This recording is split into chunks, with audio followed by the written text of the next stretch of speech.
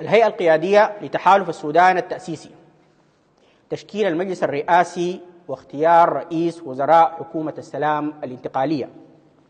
عقدت الهيئة القيادية لتحالف السودان التأسيسي تأسيس يوم الخميس الموافق 24 يوليو 2025 دورة الانعقاد الثانية، وذلك لمناقشة العديد من النقاط المهمة في أجندة اجتماعاتها، من بينها تشكيل المجلس الرئاسي واختيار رئيس وزراء حكومة السلام الانتقالية. وبعد مداولات مثمرة وحوارات اتسمت بالهدوء والموضوعية خلال الجلسة الثانية والثالثة لدورة الانعقاد الثانية، فقد توصلت الهيئة القيادية لتحالف السودان التأسيسي إلى القرارات التالية: أولاً، تشكيل المجلس الرئاسي لحكومة السلام الانتقالية من 15 عضواً، من ضمنهم حكام الأقاليم والذين بحكم مناصبهم ينوبون عن رئيس المجلس الرئاسي عن أقاليمهم.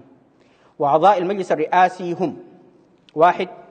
السيد القائد محمد حمدان دقلو رئيس المجلس الرئاسي. 2. السيد القائد عبد العزيز آدم الحلو نائبا للرئيس. 3. السيد الأستاذ الطاهر أبو بكر حجر عضوا. 4. السيد بروفيسور محمد يوسف أحمد المصطفى عضوا.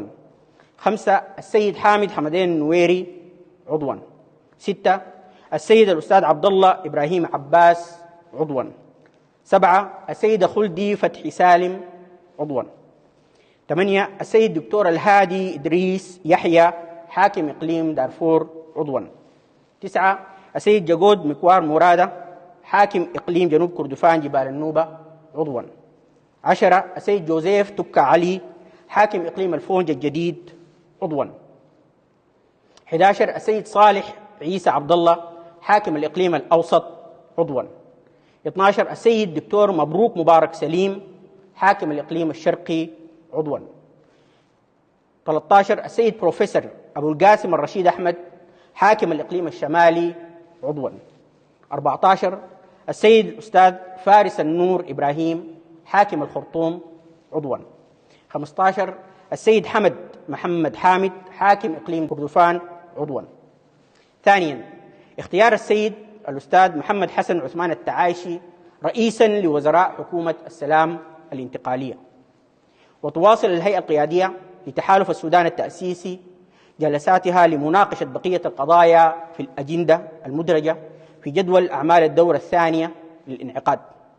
وبمناسبة هذا الإنجاز التاريخي تتقدم الهيئة القيادية بالتحية والتهنئة للشعوب السودانية التي ظلت وما زالت تكتوي بنير الحروب الطاحنة لعقود طويلة، كما تجدد تأكيدها على بناء وطن يسعى الجميع، وسودان جديد علماني ديمقراطي لا مركزي وموحد طوعيا قائم على أسس الحرية والسلام والعدالة والمساواة.